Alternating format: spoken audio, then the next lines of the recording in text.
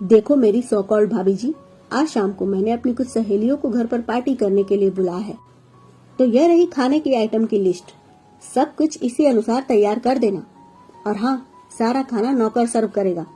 तुम्हारे जैसी गवार भाभी को अपनी सहेलियों के सामने लाकर मैं अपनी नाक नहीं कटवा सकती। नैना ने गुस्से में कहा और अपनी भाभी के मुंह पर लिस्ट फेंक कर चली गई। सुनीता अपमानित सी खड़ी रह गई। तभी उसकी सास ने उसे अपने कमरे में बुलाया तो अपने आंसू पोंछकर सुनीता अपनी सास के सामने जाकर खड़ी हो गई। उसकी सास अपना कमर पकड़े हुए बोली, बहू देखो ना, आज फिर से इस कमर ने परेशान कर दिया। जरा किसी को बोलकर मेरी दवाई मंगवा दो, मेरी दवाई भी खत्म हो गई है। यह बात सुनकर सुनीता परेशान हो गई और अपनी सास से बोली, मम्मी जी, मैं अभी आपकी दवाई मंगवा देती हूँ। इतना कहकर वह तुरंत ही बाहर गई। घर के बूढ़े नौकर रामू काका को उसने दवाई लाने के लिए रुपए दिए और खुद रसोई में जाकर जल्दी से तेल गरम करके ले आई और अपनी सास के कमर में तेल की मालिश करने लगी। तो यशोदा जी की आंखें छलक उठी। वो कहने लगी, बहू, मैंने तुझे क्या क्या नहीं सुनाया। कभी तुझे दिल से अपनी बहू स्वीकार नहीं किया, फिर भी आज उनके जाने के बाद तू ही मेरा सहारा बनी हुई है। कहते कहते उनकी आवाज भर्रा गई थी। सुनीता की आंखों में भी आंसू आ गए। वो कहने लगी, मम्मी जी, ससुर जी के बिना यह घर घर नहीं लगता। लेकिन जाते जाते वह मुझसे वादा लेकर गए हैं कि मैं उनके बाद आपका ध्यान रखूंगी, तो बस अपना फर्ज निभाने की कोशिश करती हूँ, और क्या। उसकी आवाज भी कांपने लगी थी। यशोदा जी ने उसे गले से लगा लिया और कहने लगी, बहू, मुझे माफ कर देना, मैंने कभी तेरी कदर नहीं की।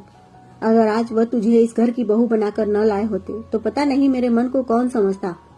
तेरा पति तो वैसे मुझे बहुत प्यार करता है, मेरा ध्यान भी रखता है, लेकिन वह तो अक्सर बिजनेस के सिलसिले में ही व्यस्त रहता है और मेरी बेटी को इतनी भी फुर्सत नहीं कि बीमार माँ को एक बार आकर देख ले। सुनीता उनके आंसू पोंछते हुए बोली, माँ, कोई बात नहीं है, नैना अभी छोटी है ना, धीरे धीरे उसे भी अपनी जिम्मेदारियों का एहसास हो जाएगा। यशोदा जी पुलकित हो उठी कि उनकी बहू कितनी समझदार मिली। इसी लड़की को घर की बहू ना बनने देने के लिए एक समय पर उन्होंने अन्न जल का भी त्याग कर दिया था। सुनीता उनके पति गजेंद्र जी के मित्र केशव जी की बेटी थी। सालों बाद वह दोनों एक मंदिर में टकरा गए थे। फिर दोनों ने एक दूसरे का नंबर लिया और एक दूसरे से जुड़ गए। जब गजेंद्र जी पहली बार अपने मित्र केशव जी के घर पहुंचे तो उन्हें पहली नजर में ही सुनीता अपने बेटे रोहन के लिए भाग गई थी। जब उन्होंने रोहन को सुनीता की तस्वीर दिखाई तो वह भी पहली बार में ही मोहित हो गया और उसे पिता की पसंद पर भरोसा भी था।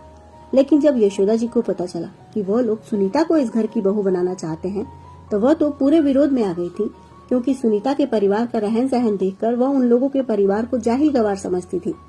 उन्हें तो आजकल के जमाने की मॉडर्न लड़की बहू के रूप में चाहिए थी। लेकिन गजेंद्र जी का यह कहना था कि संस्कार तो इंसान के भीतर होते हैं। मॉडर्न लड़की हो या सीधी साधी रहने वाली, परिवार में वह किस प्रकार से रहती है यह बात मायने रखती है। मैं यह नहीं कहता कि नए जमाने की लड़की बुरी होगी, लेकिन अगर मैंने रोहन के लिए इसे पसंद कर लिया है तो इसे गवार कहकर तुम रिजेक्ट क्यों कर रही हो। हमारी बेटी भी पढ़ी लिखी है, आजकल के हिसाब से मॉडर्न है, लेकिन उसे थोड़े संस्कार भी सिखाना हमारी जिम्मेदारी बनती है। इस पर यशोदा जी भड़क गई थी और कहने लगी थी कि मेरी बेटी के संस्कारों पर उंगली उठाने की जरूरत नहीं है। मेरी बेटी तो मॉडर्न भी है और संस्कारी भी है। गजेंद्र जी बस इतना ही बोले थे कि मैं अपनी बेटी पर उंगली नहीं उठा रहा हूँ, मैं बस यही समझाने की कोशिश कर रहा हूँ कि मुझे मॉडर्न लड़कियों से कोई दिक्कत नहीं है, लेकिन कोई लड़की अगर सीधे साधे ढंग से रहती है तो इसका मतलब यह नहीं है कि वो गवार है। इस बात पर घर में काफी लंबे समय तक बहस चली थी, लेकिन अंततः गजेंद्र जी का फैसला ही सबको मानना पड़ा था। जब सुनीता घर में बहू बनकर आई थी तो यशोदा जी हमेशा उसे दुत्कारती रहती थी। छोटी छोटी बातों में उसे यह एहसास दिला देती थी कि उसके घर में इतना खुला माहौल नहीं है तो उसे हाई क्लास लोगों की ऊंची बातें कहाँ पता होगी। यह बात बिल्कुल सच थी कि सुनीता के परिवार में विचारधारा जरा पुरानी थी। लड़कियों को छोटे कपड़े नहीं पहनने दिया जाता था। कोई भी लड़की अकेले देर रात तक घर से बाहर नहीं रह सकती थी। किसी लड़की को गाड़ी चलाने की परमिशन भी नहीं थी। लेकिन यहाँ ससुराल में आने के बाद रोहन ने धीरे धीरे करके उसे सब कुछ सिखा दिया। अब तो सुनीता स्कूटी लेकर मार्केटिंग भी करके आ जाती थी, लेकिन वह अभी भी सलवार सूट पहन कर जाती थी। तब उसकी सास मजाक उड़ाती थी और कहती थी कि तुम्हारे जैसी लड़कियों को जींस टॉप पहनना कहाँ आएगा। अब सुनीता अचानक से ही अपने वेशभूषा तो नहीं बदल सकती थी। धीरे धीरे करके वह भी नई चीजों को ग्रहण कर रही थी, क्योंकि उसे भी यह सब करना अच्छा लग रहा था। लेकिन उसकी सास को उसके प्रयास दिखाई नहीं देते थे। सुनीता का यही मानना था कि एक लिमिट तक खुद में बदलाव कर लेना चाहिए, जो बदलाव अच्छे हों, लेकिन अपने संस्कार कभी नहीं भूलना चाहिए। धीरे धीरे करके समय गुजरता चला गया। अपने बात व्यवहार से सुनीता ने अपनी सास के दिल में भी अच्छी जगह बना ली थी और अब यशोदा जी भी खुलकर तो नहीं कहती थी, लेकिन उन्हें लगता था कि चलो बहू घर परिवार अच्छे से संभाल रही है और मुझे क्या चाहिए। लेकिन सुनीता की ननद नैना हमेशा उससे चिढ़ी हुई सी रहती थी। वह हमेशा उसका मजाक उड़ाती थी और उसे गंवार कहकर बुलाती थी। वह अपने आगे अपनी भाभी को कुछ समझती ही नहीं थी, इसलिए उसे कोई मान सम्मान भी नहीं देती थी। अब यशोदा जी जब बेटी को ऐसा करते देखती थी तो वह उसे समझाने लगी थी कि अपनी भाभी से जरा तमीज से बात किया करो, आखिर वह तुम्हारे भैया की पत्नी है। लेकिन नैना अपनी माँ की बात नहीं सुनती थी और उल्टा माँ को ही सुना देती थी कि तुम्हें यह तेल लपेटे हुए लंबी चोटी करने वाली बहू पसंद है तो इसे अपनी बहू कहकर बुलाओ। लेकिन मैं ऐसी औरत को भाभी के रूप में मान सम्मान नहीं दे सकती। यह बस नाम की भाभी है, वैसे तो यह मेरे लिए नौकरानी समान है। इस बात से यशोदा जी उससे नाराज हो जाती थी। तब भी नैना को कोई फर्क नहीं पड़ता था। इसी बीच एक दिन गजेंद्र जी को हार्ट अटैक आया और वह इस दुनिया से चले गए। तब रोहन के ऊपर ही बिजनेस की सारी जिम्मेदारी आ गई थी। ऐसे समय में बिजनेस भी थोड़ा घाटे में चलने लगा था, तो रोहन बिजनेस को लेकर ही परेशान रहता था। वह घर पर ज्यादा ध्यान नहीं दे पाता था। पति के जाने के गम में सुनीता की सांस भी टूट गई थी, तो सुनीता को ही सब कुछ संभालना पड़ता था। ऐसे में ननद के ताने रह रहकर उसे छलनी किए जाते थे, लेकिन वह बात को बढ़ाना नहीं चाहती थी, इसलिए चुप रह जाती थी। आज भी सास की देखभाल करते करते थोड़ा ज्यादा ही समय बीत गया था। तभी उसे याद आया कि उसकी ननद ने तो पकवानों की एक लिस्ट भी बनाई थी। वह रसोई में गई और जल्दी से पकवान बनाने की तैयारी करने लगी। काम करते करते उसे समय का ध्यान ही न रहा। शाम होने को आई थी। तभी उसकी ननद अपनी हाई हील वाली सैंडल खटकाते हुए रसोई में आई और गुस्से में कहने लगी, ये क्या, अभी तक खाना नहीं बना तुम्हारा? और तुम अभी तक किचन में क्या कर रही हो? मेरी सहेलियां आएंगी और वह तुम्हें देख लेंगी तो उनके सामने मुझे तुम्हें नौकरानी कहकर ही परिचय करवाना पड़ेगा। इससे पहले कि वह लोग आए, तुम अपने कमरे में चली जाओ और कमरे में ही बंद होकर रहना। सुनीता को थोड़ा अजीब सा लग रहा था। रोहन भी काम के सिलसिले में शहर से बाहर गया हुआ था। उसने जल्दी से रामू काका की मदद से सारा खाने पीने का सामान डाइनिंग टेबल पर लगा दिया और खुद कमरे में चली गई। तभी उसे याद आया कि उसने सास को खाना तो दिया ही नहीं। वह जल्दी से रसोई में गई और उसने अपनी सास के लिए खाना परोसा।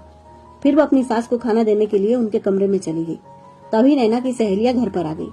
तेज म्यूजिक की आवाज पर उन लोगों ने एंजॉय करना शुरू कर दिया। अब सुनीता क्या करती? ननद ने सख्त मना किया था कि तुम मेरी सहेलियों के सामने मत आना, और वह भी खुद का अपमान नहीं करवाना चाहती थी, इसलिए वो सास के कमरे में ही बैठी रही। उसकी सास तो थोड़ी देर में खा पीकर सो गई और सुनीता वहीं आराम कुर्सी पर पसरी हुई थी। उसे थोड़ी भूख भी लग गई थी, लेकिन वो बाहर जा नहीं पा रही थी। तभी उसे सास की टेबल पर बिस्किट का पैकेट दिखाई दिया तो वह बिस्किट लेकर खाने लगी। धीरे धीरे रात के 11 बज गए थे। रामू काका भी शाम को अपना काम खत्म करके घर चले गए थे। सुनीता आराम कुर्सी पर लेटे लेटे ही सो गई थी। तभी उसकी ननद आकर उसे झकझोरते हुए बोली, ओ मैडम, चलो जरा सफाई करनी है। ननद की आवाज सुनकर सुनीता आधी नींद में ही कमरे से बाहर आई तो उसकी ननद उसे अपने रूम में ले गई और कहने लगी, देखो, मेरी फ्रेंड की तबीयत खराब हो गई थी तो यहाँ थोड़ी उल्टी हो गई है, तुम यह सब साफ कर दो, मुझे बहुत नींद आ रही है। अब तक सुनीता की नींद टूट चुकी थी। उसने देखा कि उसकी सहेलियां हॉल में बैठी हुई थी। कमरे में शराब पीकर उल्टी की गई थी, जिसके कारण भयंकर बदबू आ रही थी। सुनीता नाक को साड़ी के आंचल से ढकते हुए भागकर हॉल में आ गई। नैना उसका हाथ पकड़कर बोली, अरे जाती कहाँ है? सुनीता गुस्से में बोली, नैना, तुमने तो कहा था कि मुझे तुम्हारी सहेलियों के सामने नहीं आना है।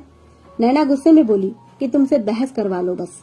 अरे मैं उन्हें कह दूंगी कि तुम घर की नौकरानी हो, उसकी चिंता तुम मत करो, तुम जल्दी से सफाई करो। मेरी सहेलियां भी यहीं पर रुकने वाली है, हमें नींद आ रही है। तब तक बाहर बेटी के चीखने की आवाज सुनकर यशोदा जी की नींद खुल चुकी थी। वो अपने कमरे से उठकर बाहर आई और बेटी के कमरे के बाहर खड़ी होकर देखने लगी कि आखिर माजरा क्या है। सुनीता को बिल्कुल भी उम्मीद नहीं थी कि उसकी ननद उसे अपनी सहेली की उल्टी साफ करने के लिए कहेगी। वह गुस्से में बोली, नहीं नैना, मैं यह साफ सफाई नहीं करूंगी, तुम्हारी सहेली है, तुम देखो कि क्या करना है। वैसे भी हमारे घर में शराब को हाथ भी नहीं लगाया जाता है। तुमने यह सोच भी कैसे लिया कि तुम लोग शराब पीकर पार्टी करोगे और मैं यहाँ पर उल्टी साफ करूंगी? नैना को तेज गुस्सा आया। वो अपनी भाभी के गाल पर चटाक से तमाचा मारते हुए बोली, माँ देखो, तुम्हारी ये गवार बहुरानी मेरी सहेली की उल्टी साफ करने से इनकार कर रही है। इसने तो सालों तक अपनी बीमार माँ की सेवा की है ना, तो क्या ये जरा सी उल्टी साफ नहीं कर सकती? सुनीता की आंखों से आंसू बहने लगे। फिर सास ने भी गुस्से में नैना को एक जोर का तमाचा मारते हुए कहा, नालायक, आज तुमने सारी हदें पार कर दी। तुमने अपनी भाभी को थप्पड़ मारकर मेरे संस्कारों पर उंगली उठा दी। अरे, मॉडर्न होने का मतलब यह नहीं होता कि किसी की इज्जत ना की जाए। तुम गलतियों पर गलतियां करती जा रही हो। तुम अभी के अभी अपनी सहेलियों के साथ मिलकर यह कमरा और हॉल साफ करो, और आज के बाद से इस घर में ऐसी पार्टी कभी नहीं होगी। तुम्हारे पिताजी इस दुनिया में नहीं है तो तुमने क्या सोचा कि तुम हमारे घर में शराब लेकर आओगी? मैं तो कभी सोच भी नहीं सकती थी कि तुम्हारी पार्टी में यह सब होगा। और आने दो रोहन को, मैं उसे कहूंगी कि तुम्हारी जेब खर्च में कटौती करे। तुम्हारे पास इतने फालतू के रुपए आ रहे हैं, तभी तो तुम यह सब तमाशा मचा रही हो। तुम्हारी जेब में पैसे नहीं रहेंगे ना, तो तुम्हारी यह बिगड़ैल सहेलियां भी तुम्हारा साथ छोड़ देगी। और आज के बाद से अगर मेरी बहू को अपमानित करने की कोशिश की तो इतना याद रखना कि कल को तुम्हें भी किसी और के घर में जाना है। कहीं ऐसा न हो कि वहाँ पर तुम्हारी ननद भी तुम्हें परेशान करने वाली मिल जाए। अरे, और कुछ नहीं तो इतना तो सोचो कि अगर यही व्यवहार तुम्हारे ससुराल में तुम्हारी ननद तुम्हारे साथ करे तो तुम्हें कैसा लगेगा? नैना की पलकें झुक गई थी। उसकी सहेलियां भी सहम गई थी और वो कहने लगी, चल यार, हम सफाई कर लेते हैं। यशोदा जी अपनी बहू को लेकर कमरे में चली गई और उसकी सभी सहेलियां मिलकर साफ सफाई का काम करने लगी। सुनीता की आंखों से खुशी के आंसू बह रहे थे कि जो सास एक समय पर उसे दुत्कारती थी, आज उस सास ने अपनी बेटी के सामने उसका साथ दिया था। लेकिन यशोदा जी को भी कहीं न कहीं यह बात हिला गई थी कि अगर बेटी इतने गलत रास्ते पर चलेगी तो उसका भविष्य भी खराब हो जाएगा। इसलिए उन्होंने अब कठोरता से काम लेने का फैसला कर लिया था। दोस्तों, यदि हर माँ अपनी बेटी की गलतियों को सुधारने की कोशिश करे तो किसी भी घर में किसी भी भाभी को दुख के आंसू नहीं बहाने पड़ेंगे। आपके क्या विचार हैं? कमेंट करके जरूर बताइएगा।